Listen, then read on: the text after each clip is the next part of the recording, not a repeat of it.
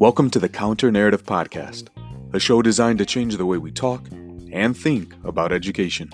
By sharing stories of successes and triumphs, we aim to challenge the dominant narrative that often negatively portrays our disenfranchised populations. I'm your host, Charles Williams, an educator for 15 years, a current school principal in Chicago, and an educational consultant. Let's get started.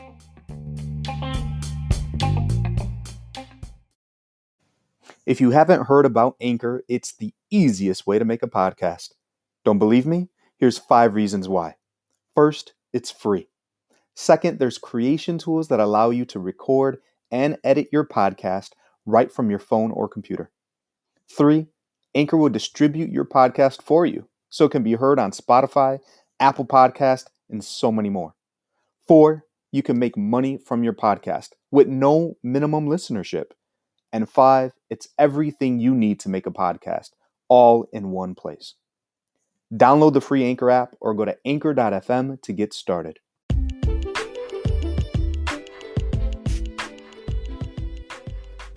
This episode is a Pause to Ponder segment. These bi-weekly sessions will allow me to share with you my personal thoughts and reflections on a wide spectrum of topics as they relate to education. It is my hope that you will be able to take something from these segments and apply it in a meaningful way as you continue to do amazing work. Remember, while we all have different roles, we all have a single job: educating our students.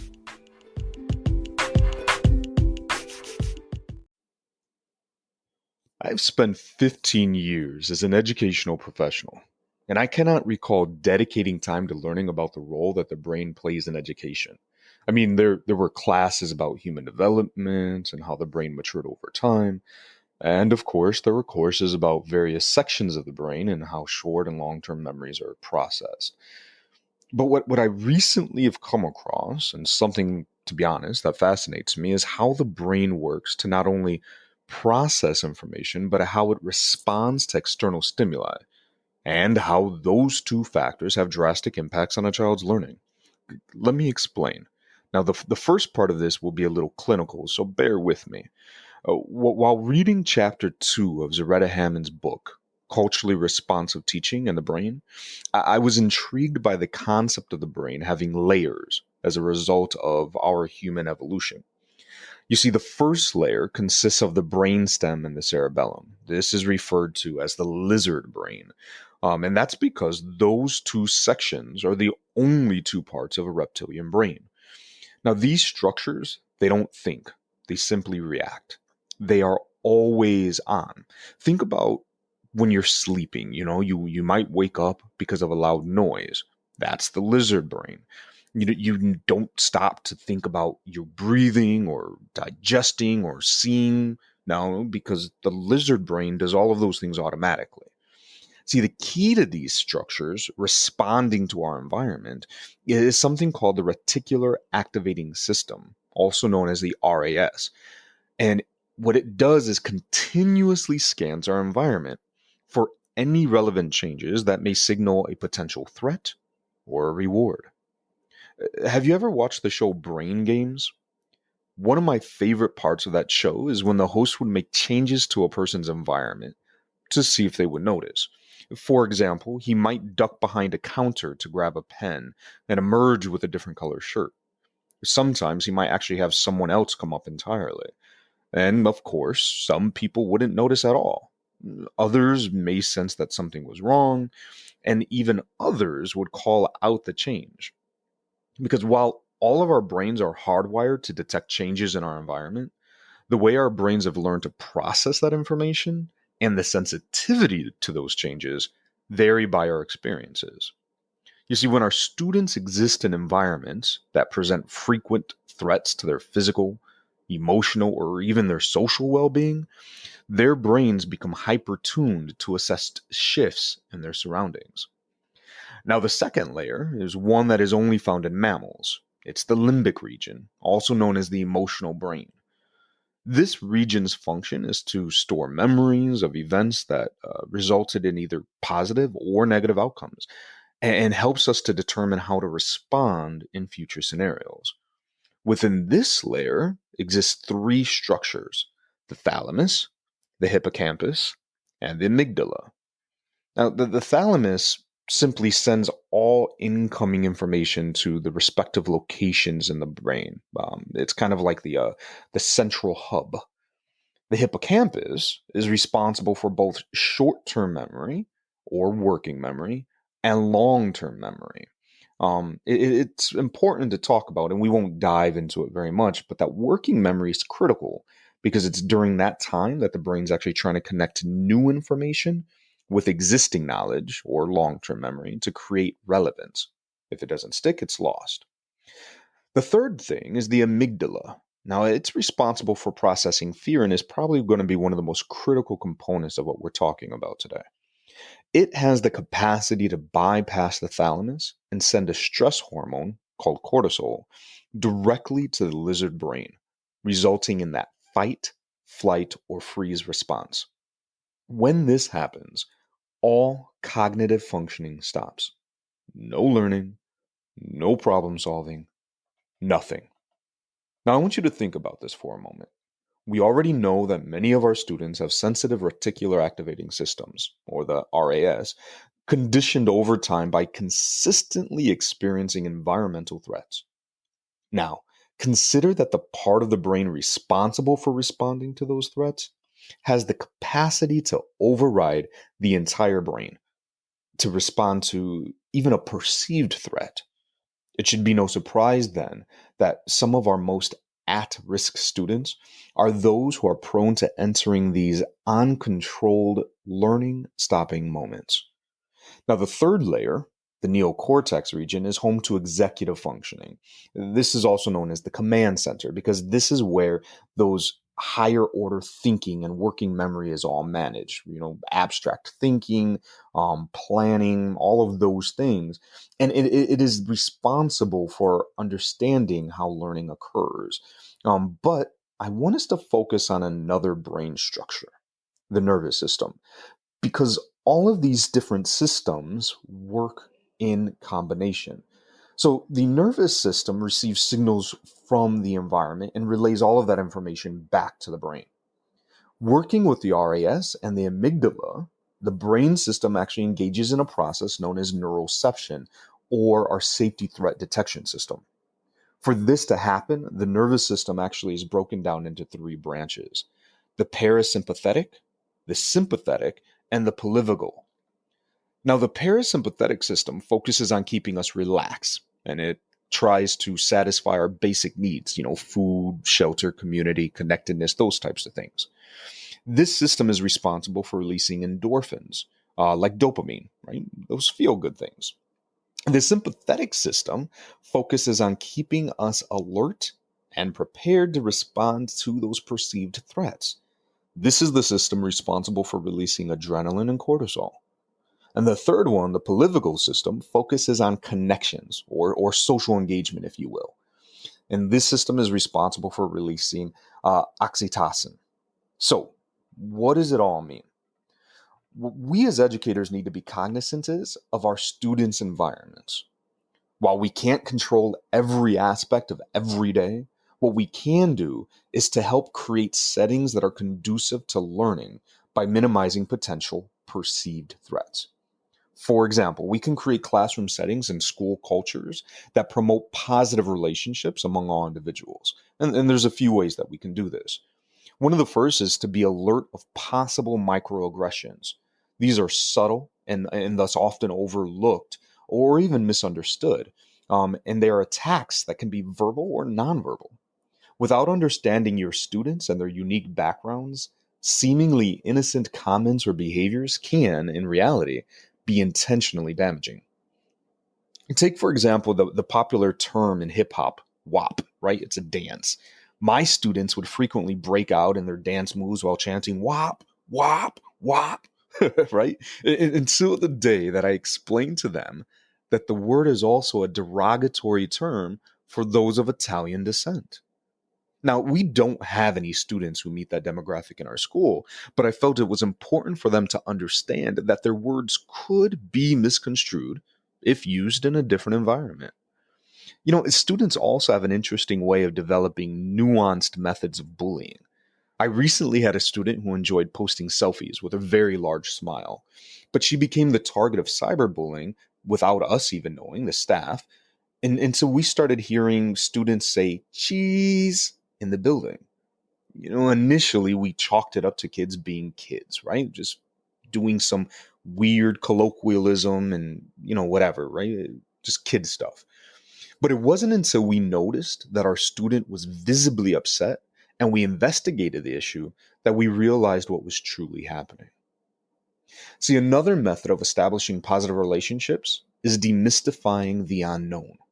Now, remember that the political system thrives on social connections, right? That's just a natural need for all humans. But you may also remember how awkward it was to be a kid in school. When we strive to be connected to others, we were also deeply afraid that those traits and interests of ours were unique and that being different was not acceptable. So that internal conflict is the source of much of the anxiety felt by students, which, as a result of that perceived threat about not being accepted, can interfere with the natural learning process. So to combat this, there are a number of activities, right? Icebreakers, if you will, that are designed to reveal these often secret aspects of our students' lives that are the source of that anxiety. So one of my favorites is simple. We have students write down something on a sheet of paper, which they think only applies to them, and they put it in some type of container. Those statements are then read out loud, and students are encouraged to stand up when it applies to them. So now I always encourage my teachers to participate, and I even jump in if I'm monitoring or even observing one of these activities. And I can recall the surprise students had one time when I stood up about playing some video game. They looked at me and they were like, "Wait, you play this as well?" And I was like, "Yeah." Right. And so it demystifies that notion that maybe I'm the only person in the classroom or in this environment who has this thing apply to me. And so you end up with unexpected connections, but it also reinforces that concept that while we may be unique, we're not really alone in that uniqueness. Another thing that we can do is establish classroom routines and processes in order to minimize perceived threats. When students know what to expect, there's a sense of security, and their RAS is less likely to be triggered. So this can include simple things like daily routines on how to submit assignments, how to collect needed materials, or even entering the classroom. You could even have school-wide routines. So for example, we begin every morning by gathering in our caffeinatorium. That's the name I gave our multi-purpose room because it serves as all three: a cafeteria, a gymnasium, and an auditorium. So every morning we gather there after breakfast for our daily announcements. We do our pledge, we do our school creed. And I can always sense the tension in the building on those rare occasions that we're forced to do it without meeting, or even if I just wasn't there to lead it, because it starts the day off in a different way. And I could tell that those students are alerted to something not being right in their environment. Now, I understand that there are times that routines may be disrupted. So I think it's important that whenever possible, that those should be communicated to students in advance so that they can mentally prepare themselves for the shift in expectations. When it's not possible, what we need to remember is that we need to be prepared to address the various responses that students are going to exhibit due to their heightened levels of anxiety, as opposed to being frustrated by their inability to adjust. Now, lastly, while we cannot always prevent threats in the environment, we can control how we respond to them. One of the most threatening instances that could occur in a classroom is a physical or a verbal altercation. I've seen staff members respond to these intense situations in a variety of ways. Right? Some, in an attempt to get the classroom that now might be all riled up, have actually started yelling at the students in the classroom. Well, not surprising, this has little to no effect on the classroom, which in turn only upsets the teacher even more, which then upsets the students even more, and then you can see that cycle, right? we need to remember that students may respond to a shift in their safety by becoming hostile themselves, or even attempting to be perceived as hostile so that they don't become victims, even if there's little chance of that actually happening. I've also witnessed staff members attempting to resume class as if nothing has happened. Again, this typically doesn't end well, right? As discussed earlier, students whose amygdalas are triggered by that fight, even if they don't show signs of hostility or aggression, can be experiencing flight, right? They want to get out of that space immediately, or they could even freeze. And that's where I'm not responding to stimuli anymore. So regardless of fight, flight, freeze, their brains are no longer primed for learning.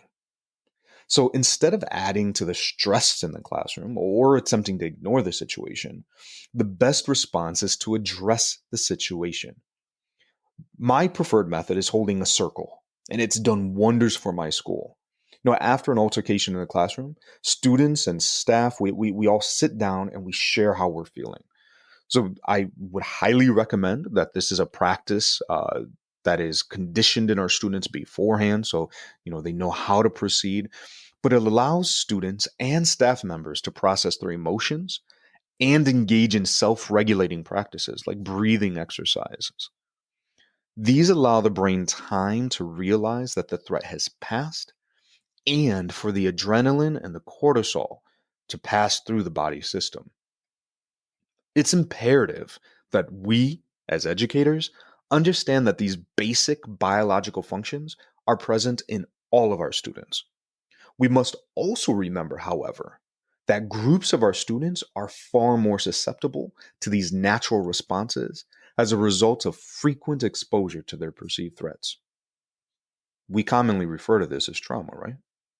So, because of this, some of our students may respond in unexpected ways and may do so to situations that we do not fully understand.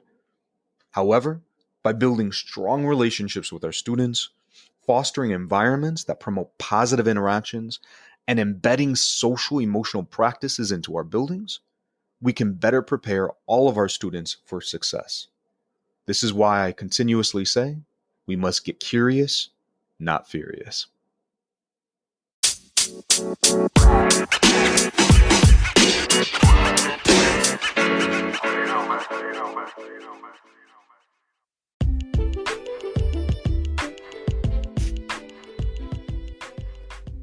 I want to thank you for listening to the Counter Narrative Podcast. If you like what you're hearing, please be sure to like and subscribe on your favorite podcast platform. You can also follow the show on Twitter at the CN Podcast and the host at _CW Consulting. Take care.